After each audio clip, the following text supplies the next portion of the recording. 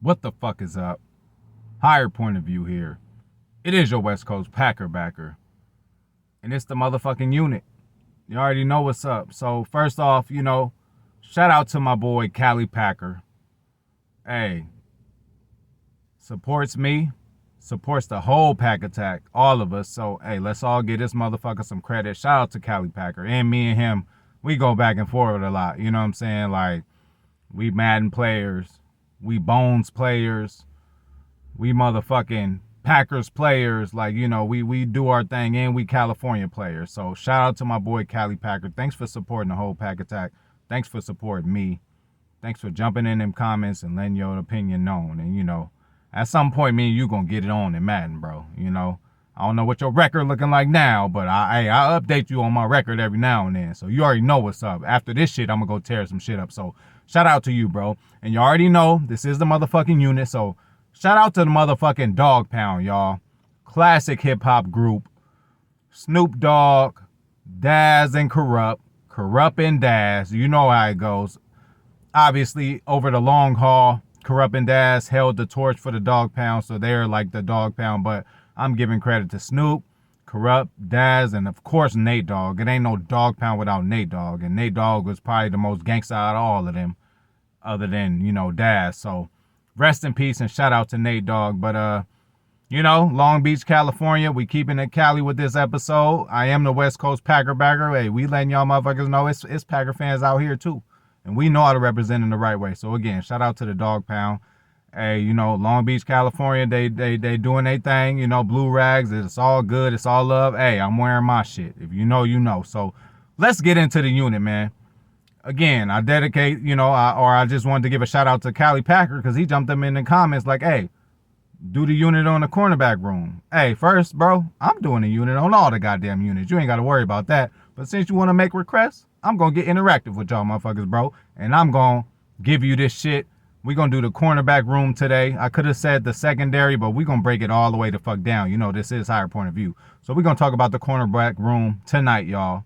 And what the fuck we got. So, let's start this bitch off. We got, Jair Alexander, Rasul Douglas, Eric Stokes, Shamar John Charles, and Keyshawn Nixon. Those are the 5 that made the roster on the initial 53. And that's who the fuck we rocking with right now. So this is meat and potatoes. So let's go over the potatoes first. So Keyshawn Nixon obviously made the roster. Congrats to you, Bernard Nixon's cousin or something like that. And Bernard, you better go get that jersey. I done seen a Jordy. I done seen a motherfucking, I don't know, I done seen you with a couple jerseys. Your ass better find a way to get your ass a Keyshawn Nixon jersey. It's your chance, bro. Your last name is on the back, bro. Go ahead and do it. But let's break down this cornerback unit, man. So, like I said, it's meat and potatoes. Let's get rid of the potatoes. So, first potato is Keyshawn Nixon. Obviously, Basashi a pick and a special teams pick. So, this is a special teams player. I'm not sure if we're going to see this guy in on the sets on our defense and all that. And if we do, he better know what the fuck is going on. And he better get his shit together because they're going to pick on him if he is in there. But he's more so a special teams guy, just like Levitt, just like these other cats that Tyler Davis, we kept him just like all these guys, Tyler Davis, hint, hint. Just like all these guys who, are going to contribute to special teams. Keyshawn Nixon is a special teams pick, so I'm not sure if we're going to have to worry about him in the cornerback room as far as X's and O's actually on the field playing cornerback. But, hey, if somebody get injured and you need to step up, you need to know what the fuck is going on, Keyshawn. So keep on grinding. Congratulations for making the motherfucking roster, bro. This is the best franchise in NFL history, and you made the goddamn roster. So kudos to you for that. Now, we still on the potatoes, y'all. But this is a big potato. Shamar John Charles, goddammit. And it's John Charles, okay? I had a good friend, way back when. His name, he was a Creole. I don't know what the fuck he was. He was a nigga, but he was mixed with some shit. So his name was spelled out like Gene. But whenever we called him that or whatever, he's like, that's not my name. It's just John. He's like, it's really Jean. But he said, my shit is John. And I got an incredible story about him. Hey, higher point of view might have to make a story time at some point. If y'all were a part of my first live that didn't get recorded, that it was just fucked up, and I didn't like how it came out, it never came out. If y'all were a part of that live, y'all know how story time goes. I told y'all an incredible story about some nigga who went into a nail shop with his side bitch trying to be cool and shit, laughing and shit, getting his nails and feet done. I watched him do it. I was in there with my girl, but normally I wait in the car. But this time I said, I'm going to wait inside with you. I'm just trolling her. And boy, did I get to see a great story. This motherfucker came in there with his side chick getting his nails done, and his main chick come in, and he don't even know it. He's sitting there running his mouth, and she's sitting in the waiting area where I was, because I wouldn't get my nails or nothing done. And she hears him talking, and she gets up like, I don't know the motherfucker's name, but we just gonna say Gary. She was like, Gary? And that nigga turned like, oh, shit. Oh, she ripped his ass. Hey, she ripped him another asshole. But again, Shamar John Charles, bro. You are a part of the potatoes. You ain't the big deal of the meal, but hey, second year, you should know this defense a little better. If we need you to come in on a pinch, when one of these cats ain't in there, please know what the fuck you're doing. Like I said with Keyshawn, I hope he knows what he's doing, but I don't expect him to be in there. You very well might be in there. And what you showed me in the preseason is great. And it's what we're expecting from you. I'm not expecting you'll be a total shutdown, lockdown corner, but in the preseason, a lot of things that happen, a lot of times this happened. Like a receiver would catch the ball, but you didn't block the catch from him. You didn't do the Jair at the end of the route, break up the pass. You didn't do that, but you were there to make the tackle immediately after he made the catch. I'll take that from a fucking fourth corner, you guys. I'll take that from a fourth corner. So continue to grow, bro. It's your second year in the defense, and go out there and do your motherfucking thing. You should be feeling a lot more confident in your game. You came from a small college, so that confidence should be blazing right now because you done made the roster. So Keyshawn Nixon, Shamar John Charles. Not Gene, y'all. Get his motherfucking name right. I hate when motherfuckers say my name wrong and shit. So, Shamar Gene Charles. My bad. Shamar John Charles. Hey, congratulations on you making a roster too, not getting cut. Hey, motherfuckers in their second year come in and get cut and shit. So, shout out to you. Now we done got done with the potatoes. Let's talk about the motherfucking meat, y'all.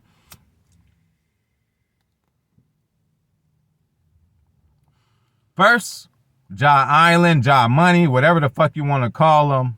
Top tier cornerback, shut down cornerback, top cornerback in the league.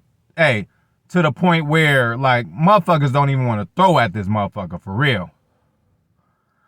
They don't even want to throw at this motherfucker. So, that shows the respect that these quarterbacks give to him. And you got to respect it if your motherfucking receiver is just covered like glue. And that's what he does. Now, I'm getting nitpicked. If I want to nitpick, okay, he can create a few more splash plays. But again, how you expect him to create splash plays if the motherfuckers ain't throwing at him? There was a game like 2-3 years ago in Dallas where he caught an interception off of somebody else's deflection because they just not throwing to this guy. So perennial all-pro, Pro Bowl type dude, Jair Alexander, just got his big payday. We had to pay him. One of the best corners in the league. I'm going to say top 3. I'm trying to be modest with this shit. But that's what we starting with. Second, I'm going to go with the young buck. A young motherfucking Eric Stokes, man. Got thrown in the fire last year and made it out unscathed. Again, like I said in the Big Homie series with him, few burns on your face. You look like you done had a rough time, but it's all good. It was just film that you can learn off of. You ain't never got burnt because you got the speed, but you did get beat by, I believe, a DeAndre Hopkins, which is considered one of the best in the league.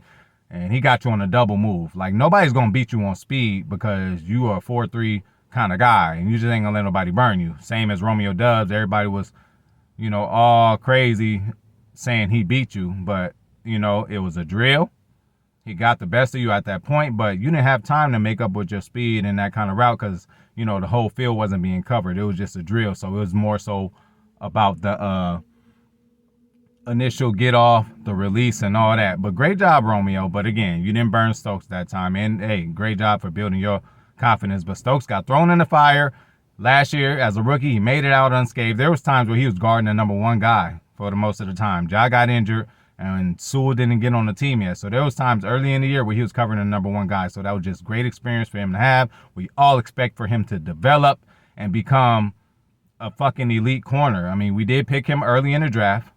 And Aaron Rodgers said himself, like, hey, if this guy can just catch the ball, we're going to be fine. So that already means that he's in the best, he's in good position on a lot of plays. He just got to know how to trust his eyes. And if the ball's coming your way, Catch it with your hands if you can, but if you catch it with your body, make sure you secure that shit. You know, you probably trying to catch with your body too much. Reach your hands out there and grab that motherfucker like you own that bitch and take that shit the other way like Rasul does. So this is going to be a great segue to Rasul. Rasul, god damn it. Made a name for yourself in his defense. Came in as a, off of somebody's practice squad. How the fuck were you on somebody's practice squad? You came in for us and got numerous interceptions. I don't know exactly how many right now. Hey, look at my big homie series about Rasul Douglas, y'all.